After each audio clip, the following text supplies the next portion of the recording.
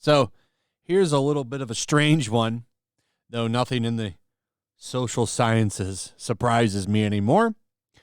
Anthropologists have stepped up to the plate to become the latest in idiocracy. So this is what's going on with them. This is a kind of a dumb one because most of the people that they work with when it comes to an excavation or unearthing things are dead.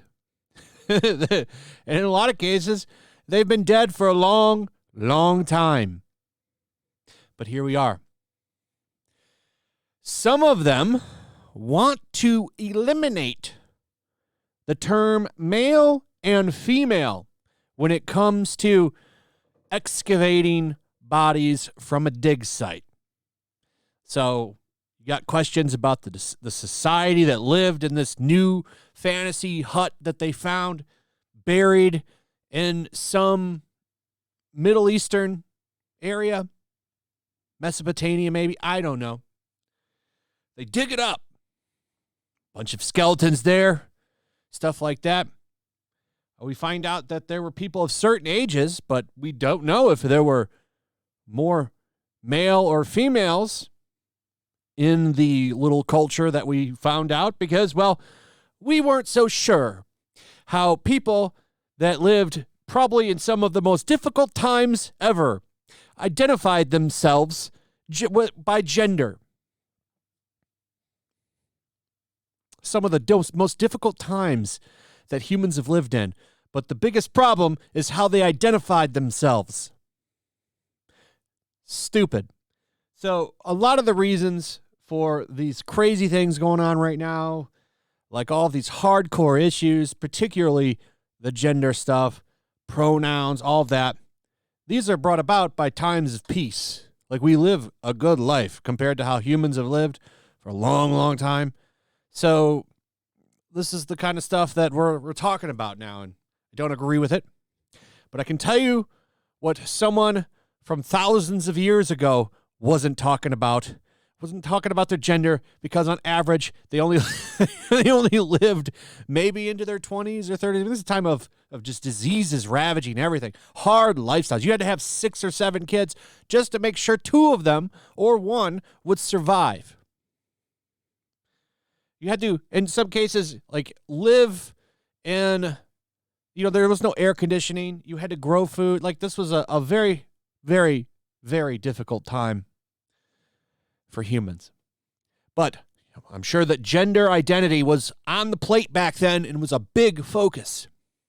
So this is something that they want to do. And this started off by a master's student at McGill University. And this person put out that labeling remains, male or female, is rarely the end goal of any excavation. Anyway, tweeted Palladino on July 4th, according to the College Fix, the bioarchaeology of the individual is what we aim for, factoring in absolutely everything we discover about a person into a nuanced and open-ended biography of their life. And this is apparently making waves. And a lot of the people in the anthropology field agree, because of course they do. It's not like there's a big bias against anything that's not progressive in poshy universities. So this is the next big thing. It's taking over more of a social science, but a science. A lot of stuff is becoming like idiocracy in these schools, and in my opinion, they're a complete waste of time. You'd be better off getting a trade or something if you're looking for something to do with your life, if you're a younger viewer. This is not it. It's a bunch of clowns talking about clown stuff.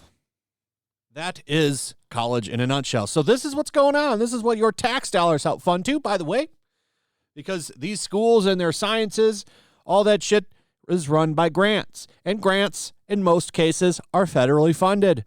So we as citizens pay taxes for trash like this.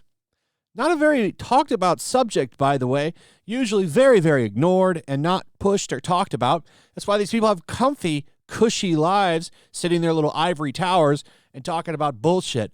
So it's just kind of funny to me. You know, if the people stood up and said, why are we funding this garbage? There'd be a big change real fast. But it doesn't happen because nobody talks about it. Anyway, that's pretty much it. Let me know what you guys thought of the video. What do you think about all this? Let me know in the comments. Also, if you would, please like, subscribe, share the video. Make sure you're still subscribed. Hit that notification bell.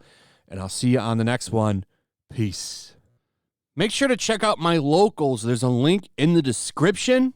It's a fun community that I'm trying to build over here. If you don't want to support me on YouTube, you can come over here. None of that money goes to YouTube. You also can just come over here for free. But if you are a supporter over here, I do plan on doing an extra live stream once a month and throwing links to the supporters so you can actually come on and have a supporter live stream with me. Also, it's a good place to catch all of my content. You don't have to worry about notifications like YouTube. They'll definitely work over here. So come check out my locals.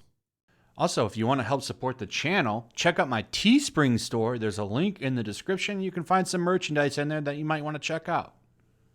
Also, make sure to follow me over on Twitch. I do watch parties, play video games over there. They're always fun. Follow me over there and come hang out. Also, make sure you subscribe to YellowFlash, my other channel. There's a link to that in the description as well. I do a lot of live streams over there that I don't do on this channel.